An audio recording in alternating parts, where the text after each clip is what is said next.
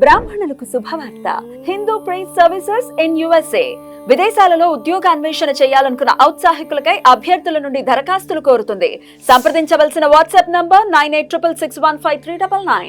నమస్తే, welcome to our channel. నేను పద్మిని. ప్రస్తుతం మనతో పాటు ప్రముఖ ఆధ్యాత్మికవేత్త, వాస్తు జ్యోతిష పండితులు KSR గారు మనతో పాటు ఉన్నారు. మాట్లాడదాం. సార్ నమస్తే. సార్ మీరు లాస్ట్ ఎపిసోడ్ లో అన్నట్టుగా అసలు భాద్రపద మాసంలో వచ్చేటటువంటి ప్రతి రోజు కూడా చాలా చాలా వైశిష్ట్యం కలిగినటువంటి రోజు. శూన్యమాసంగా ఉన్నప్పటికీ ఇది కానీ మనం ఆరాధన చేసుకోవడానికి మాత్రం ఇప్పుడు శ్రావణ మాసంలో మొత్తం పెళ్లిళ్ళు, పేరంటాలు, వ్రతాలు అసలు ఫుల్ హడావిడి చేస్తాం. ఒక నెల రోజులు ఆగుదాం. అటు పితృదేవతల్ని మనం స్మరించుకోవాలి, అలాగే ఇటు ఆరాధన చేసుకోవడానికి 15 రోజులు కూడా చాలా చాలా అద్భుతమైనటువంటి రోజులు. అయితే మనం ప్రతిరోజు చెప్తూనే ఉంటారు, ఇది చెప్తారు అది చెప్తారంటే ప్రతిరోజు తినట్లా, అలాగే ఆరాధన కూడా చేసుకోవాల్సి ఉంటుంది మన భద్రత కొరకు. మరి భాద్రపద శుక్లపక్ష సప్తమిని లలితా సప్తమి అని చేసుకుంటారు అని చదవడం జరిగింది. లలితాదేవికి సంబంధించినటువంటి లలితా సహస్రనామం ఇంచుమించు అందరు స్త్రీలు కూడా వచ్చే ఉంటుంది, చదువుకుంటారు చక్కగా, లలిత ఆరాధన చేస్తూ. చాలా మంది అందులో ఇప్పుడు మీకు కనుక గృహ సముదాయాల్లో చాలా మంది ఒక ట్రూప్ లాగా ఏర్పడి చాలా చేసుకుంటున్నారు, సామూహికంగా గుళ్ళల్లో కూర్చుని అలా ఏదో మంగళవారం శుక్రవారం పెట్టుకుని చాలా మంది ఆసక్తిగా చేసుకుంటున్నారు. విష్ణు సహస్రం ఒకటి, లలితా సహస్రం చాలా మనం వాళ్ళకి ధన్యవాదాలు తెలపాలి. మాత్రం ఆధ్యాత్మికతని ప్రచారం చేస్తుంది. తప్పకుండా ఇంకో 10 మందికి అది ఇన్స్పిరేషన్ అవుతుంది. అయితే అలా ఫలితం కూడా పొందుతున్నారు. విష్ణువు యొక్క అనుగ్రహం ఉంటే ఇంకా అవసరం లేదు, ఏం కాదు మనకి. ఇంకా లలితమ్మ కూడా అంతే ఆబ్వియస్ గా. సో మరి లలితా సప్తమిని ఎలా జరుపుకోవాలి, లలితాదేవి ఆరాధన ఎలా చేసుకోవాలి ఒకసారి మీ ద్వారా సార్. రైట్. అయితే ఇక్కడ మనం ఖచ్చితంగా ప్రేక్షకులకు చెప్పవలసింది ఏంటంటే అసలు ఆ లలితకి ఈ లలితకి ఏమైనా సంబంధం ఉందా లేదా, ఆ లలిత ఎవరు, అసలు ఈ లలిత ఎవరు, ఇప్పుడు చేసే లలితా సప్తమి ఇది ఏంటి, ఇది మరి అమ్మవారి సప్తమేనా అనేది కూడా చాలా మందికి మనం కొంతవరకు చెప్పవలసిన విధానం అయితే ఉంది. సో భాద్రపదం కాదు ఇది అన్నిటికీ శుభప్రదం. మొదట వచ్చే 15 రోజులు కూడా దేవతారాధనకు వచ్చే, తర్వాత 15 రోజులు పితృ ఆరాధన. అందుకని ఇద్దరిని సమానంగా 2 కళ్ళగా భావించి ఆరాధించడం అనేది అది ఈ మాసానికే చెల్లింది. అయితే ఇక్కడ ఈ లలితా దేవి అనేది వేరు. ఇక్కడ మనకి ఏదైతే శ్రీకృష్ణుడికి 8 మంది భార్యలు, అష్ట భార్యలు ఉన్న విషయం చాలా మందికి తెలుసు.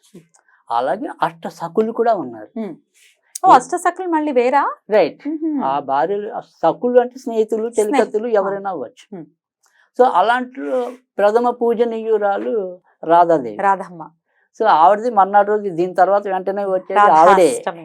సో అలాగే ఈ శ్రీకృష్ణుడికి రాధాదేవికి సేవ చేసుకుంటూ, మరి శ్రీకృష్ణుడికి రాధ తర్వాత అమిత వచ్చాము ఇష్టము కలిగిన స్త్రీమూర్తి ఎవరైనా ఉంటే ఆవిడ లలితాదేవి.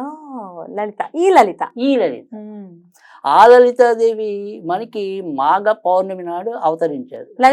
లలిత జయంతిగా మనం జరుపుకుంటాం. అది మాఘ మాసంలో పౌర్ణమి నాడు ఆవిడ ఆవిర్భావ దినోత్సవం. ఇక్కడ ఈ లలితాదేవి అనేది భాద్రపద సప్తమి నాడు అవతరించింది. శ్రీకృష్ణురాలికి పరమ ప్రీతురాలైంది.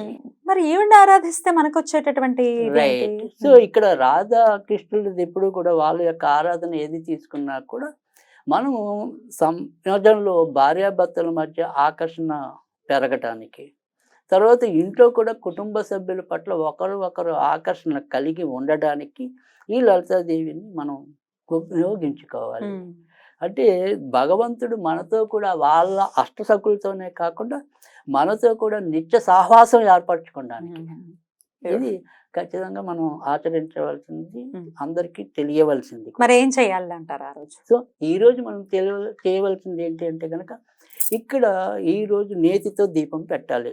శ్రీకృష్ణుడికి రాధాకృష్ణుడు బొమ్మ ఉంటే కనుక రాధాకృష్ణుడికి, ఎందుకంటే రాధాకృష్ణుడికి అమితంగా సేవ చేసి తరించిన ఆవిడ ఈవిడ. బృందావనంలో లలితా కుండ అని చెప్పి ఈవిడ పేరున ఒక ఉపాలయం ఉంటుంది. సో అది ఉపాలయం అది. సో వాటిని కూడా అక్కడ మనం పూజించి వీళ్ళు ఆవిడికి వారి యొక్క భక్తిని చాటుకుంటూ ఉంటారు. సో అలాగా ఈ లలితాదేవి మరి రాధాకృష్ణులు సేవ చేస్తే మనం కూడా వారి సేవ చేసినప్పుడు ఈవిడ మరింత సంతోషిస్తుంది. ఈవిడ సంతోషిస్తే ఏమవుతుంది అంటే కనుక ఇక్కడ మేట నొక్కితే శ్రీకృష్ణుడి దగ్గర మోగుతుంది. అంతే కదా, ఆయన పెద్ద సార్ కదా. అందుకని ఫస్ట్ ఇక్కడ ఈవిడ ద్వారా మనం మెప్పు పొందాలి. రైట్. సో ఆ మెప్పు పొందాలి అంటే కనుక ఈవిడ అనుగ్రహించాలి. కనుక ఈవిడికి ఏ విధంగా చేయాలంటే ఇందాక చెప్పినట్టు రాధాకృష్ణులకి కొద్దిగా మనం ఆవునేతితో దీపం పెట్టి, తర్వాత ఈవిడ యొక్క మంత్రం ఏదైతే ఉంటుందో అది 51 సార్లు లేదా 108, 54 కాదు, చేస్తే 51 సార్లు చేయాలి, లేదంటే 108 సార్లు చేయాలి. అది ఓం హ్రీం హాకారానికి రావడి, ఓం హ్రీం లలితాదేవి ఆకర్షయ ఆకర్షయ స్వహ, ఓం హ్రీం లలితాదేవి ఆకర్షయ ఆకర్షయ స్వహ. ఇది ఇందాక చెప్పిన సంఖ్యలో 51 లేదా 108 సార్లు జపించి కొద్దిగా వెన్నపూస కానీ పంచదార కానీ నివేదన చేయండి. ఆ రకంగా చేస్తే చాలు.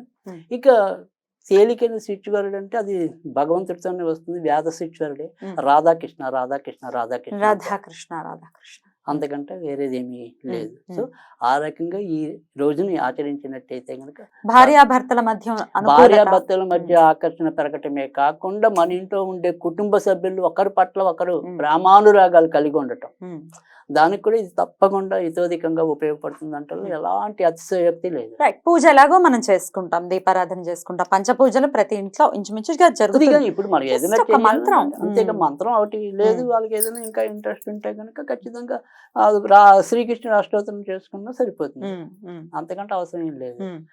సింపుల్, చాలా తేలికైన పద్ధతులు ఇలా చేసుకుంటే ఖచ్చితంగా మనకి ఆకర్షణ శక్తి అనేది పెరుగుతుంది. ఖచ్చితంగా సార్. అయితే ధర్మం చాలా సూక్ష్మంలో మోక్షం అన్న చందాన ఖచ్చితంగా ఇస్తూనే ఉంది కదండి. పెద్ద పెద్ద పెద్ద పెద్ద పూజలు చేసేసి బాగా బాధపడిపోతూ ఏమంటే ఎన్ని చేస్తాం అన్ని చేస్తాం కాదు, చిన్న చిన్నవే. అంటే ఇక్కడ మనకి చాలా తేలిగ్గా అందరికి తెలిసేలాగా చెప్పాలంటే కనుక ఎప్పుడు కూడా దేవుడి దగ్గర కావాల్సింది నిర్మలత్వం అనుకోండి, ఆర్ద్రత అనుకోండి.